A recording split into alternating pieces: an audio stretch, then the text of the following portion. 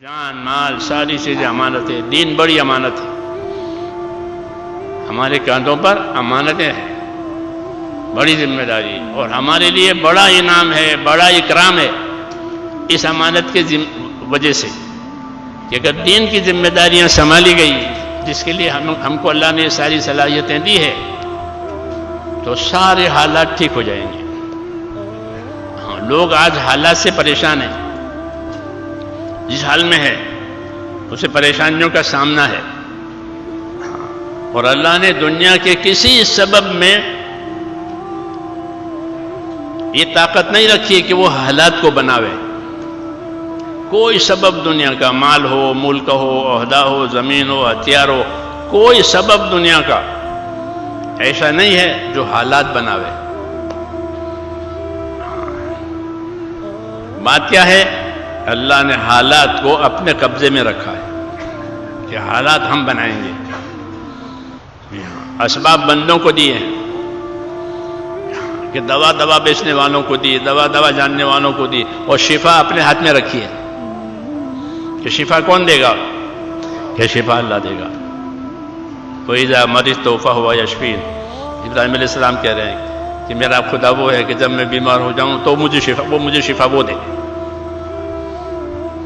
تو دوائیں ہمارے قبضے میں ہیں, علاج کے اسباب ہمارے قبضے میں ہیں, ساری مشینیں ہمارے قبضے میں ہیں, اور شفا کون دے گا؟ کہ شفا اللہ دے گا. یہ ترتیب ہے کہ حالات کو اللہ نے اپنے قبضے میں رکھا ہے اور اسباب کو بندوں کو دیا ہے. اس لیے اسباب سے وہ ہوگا جو اللہ چاہے گا, وہ نہیں ہوگا جو بندہ چاہے گا, کہ وہ تابع ہے, ہر چیز تابع ہے. دنیا کی تمام چیزوں کو اللہ نے مسخر کیا ہے. مسخر کرنے کا مطلب یہ ہوتا ہے کہ اس کو ایک کام پر لگایا ہے کہ تجھے یہ کام کرنا ہے, تجھے یہ کام کرنا ہے, پابند کر دیا ہے. سورج کو پابند کیا, چاند کو پابند کیا, ہوا کو پابند کیا, سب پابند ہیں, سب پابند. جانور پابند ہو جاتا ہے آپ کا. ہاں, لوگ جانوروں کو پابند کرتے ہیں, تربیت دیتے, وہ پابند ہو جاتے ساری عمر. یہ کیوں؟ کہ اللہ نے اس کو پابند کیا ہے بندوں کے لیے. آپ سواری پر سوار ہوتے ہیں تو دعا پڑھتے ہیں, سبحان الذی سخر لنا ھذا وما کنا لہ مقرنین. اس دعا کا یہ مطلب ہے کہ پاک ہے وہ پروردگار جس نے اس جانور کو میرے تابع کر دیا, میری خدمت میں لگا دیا. وہ جانور ہڑتال نہیں کرتے کہ نہیں مانیں گے, آج کوئی نہیں کرے گا.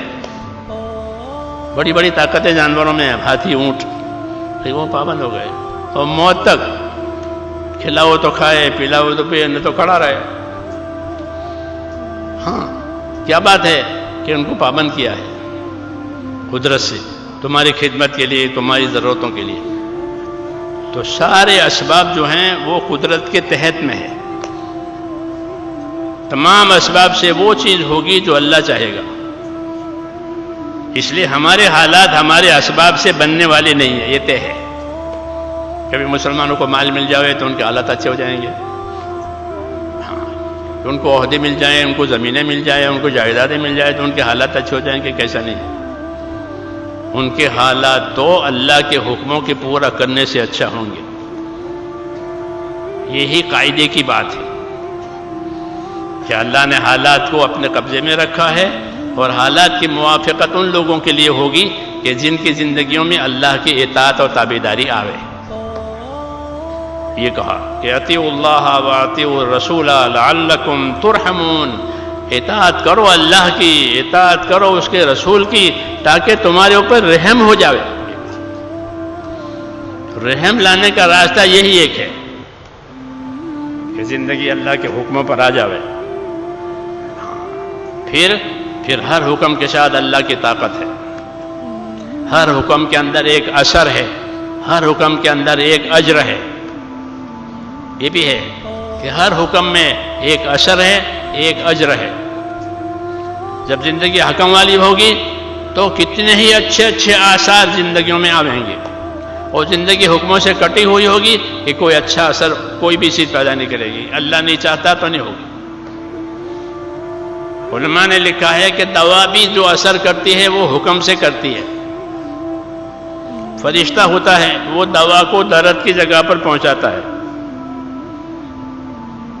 تو درد دور ہو جاتا ہے، اور منظور نہیں ہوتا تو کہ منظور نہیں ہوتا تو وہ فرشتہ دوا کو درد کی جگہ پر پہنچنے ہی نہیں دیتا، تو دوا اثر نہیں کرتی، کیوں کہ اس کو روکا گیا ہے۔ حدیثوں میں ہے کہ اللہ نے بیماریاں بھی پیدا کی ہے اور اس کی دوائیں بھی اللہ پیدا کر چکا ہے۔ کچھ بیماریوں کی دوا لوگوں کو معلوم ہو گئی ہے، کچھ کی نہیں ہوئی، معلوم کرتے رہتے رات دن، معلومات ہوتی ہے، لیکن دوا میں یہ قدرت نہیں رکھی گئی ہے کہ وہ بیماری کو دور کرے۔ اس طرح مال میں یہ طاقت نہیں رکھی کہ مال حاجت پوری کرے اور مال راحت دے، بلکہ اللہ چاہے گا تو ہوگا، نہیں تو نہیں ہوگا۔ کہ مال مصیبت ہو گیا، ہاں کیا بات ہوئی کہ مال کو ظالموں نے دیکھ لیا اور ظالم اس کے پیچھے ہو گئے، ہو رہا ہے دنیا میں، یہ مال کی وجہ سے مصیبت آ گئی۔ یہ اللہ بتاتے ہیں کہ جتنے غلط یقین جمیں گے اسباب کے اعتبار سے، اللہ کی قدرت اس کی کاٹ کرے گی، حالات ایسے پیدا کریں گے کہ جو آدمی سوچ رہا تھا وہ نہیں ہوگا، کہ مال سے راحت ملے گی، مال سے راحت نہیں ملے گی، کہ مال سے آفت آئے گی، مال کی وجہ سے آفت آئی، مال کی وجہ سے دشمنیاں ہوئی، مال کی وجہ سے حسد ہوا، حالات بگڑ گئے۔ اس لیے میرے دوستو سب سے زیادہ طاقتور چیز جو ہے وہ اللہ کا امر ہے۔ الا لہ الخلق والامر، یاد رکھو مخلوق بھی اللہ کی اور امر اور حکم بھی اللہ کا۔ مخلوق میں وہ بات چلے گی جس کا اللہ امر کریں گے، اس لیے ہمارا رخ ہمارے دین نے اور ہمارے نبیوں نے ہمارا رخ اللہ کی طرف کیا ہے کہ تم سیدھا اللہ سے اپنا تعلق جماؤ اور لا الہ الا اللہ کہو کہ کام بنانے والی ذات ایک اللہ کی ہے، حالات بھی وہ پیدا کرے گا، اسباب بھی وہ پیدا کرے گا، نتیجہ بھی وہ پیدا کرے گا، تینوں چیزیں اللہ کی طرف سے ہیں کہ اسباب بھی پیدا کریں گے، حالات بھی پیدا کریں گے، نتیجہ بھی پیدا کریں گے۔ تو تمہیں کیا کرنا ہے کہ ہمیں ان اسباب میں اللہ کے حکموں کو اور اس کے دین کو زندہ کرنا ہے۔ ہمارے لیے اسباب اس لیے نہیں پیدا کیے کہ ہم اسباب سے محبت کر کے اسباب کے اوپر زندگی میں ڈالیں، بلکہ ہمیں اسباب اس لیے دیے ہیں کہ ان اسباب میں اللہ تعالیٰ کا جو حکم ہے وہ ہم پورا کریں۔ تاجر تجارت میں ہمارا تاجر تجارت میں مال کے لیے نہیں لگے گا، بلکہ ہمارا تاجر تجارت میں تجارت کا حکم پورا کرنے کے لیے لگے گا۔ ہمارا زمیندار کہ زمین میں کہ زمینداری کو فائدہ حاصل کرنے کے لیے نہیں، بلکہ زمینداری کے کیا حکم ہے وہ پورا کریں گے، پھر فائدہ تو کہیں گیا ہی نہیں ہے، تجارت کا نفع کہیں گیا ہی نہیں ہے۔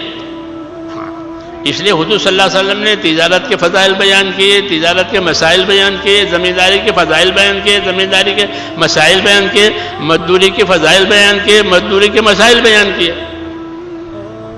سب چیزوں کے معنی سے کہتے ہیں سب چیزوں کے فضائل مسائل ہیں کہ یہ مزدوری کی یہ فضیلت ہے، تجارت کی یہ فضیلت ہے، زمینداری کی یہ فضیلت ہے۔ خالی زمینداری کوئی دھندا نہیں ہے، بلکہ یہ بھی ایک فضیلت کی چیز ہے کہ اگر اس میں اللہ کے حکموں کی رعایت کے ساتھ یہ داخل ہوا تو اس کی زمینداری، اس کی مالداری، اس کی عہدیداری سب عبادت بن جائے گی، کیونکہ ہر لائن کے حکم دیے گئے ہیں اور اس کی فضیلتیں بیان کی گئی ہے کہ آپ کو یہ ملے گا اور یہ ملے گا اور یہ ملے گا۔ اس لیے میرے دوستو اللہ تعالیٰ نے ہم کو اسباب بطور امتحان کے دیے ہیں کہ اس میں رکھ کر کے اللہ تعالیٰ یہ دیکھیں گے کہ آپ کیسے چلتے ہیں۔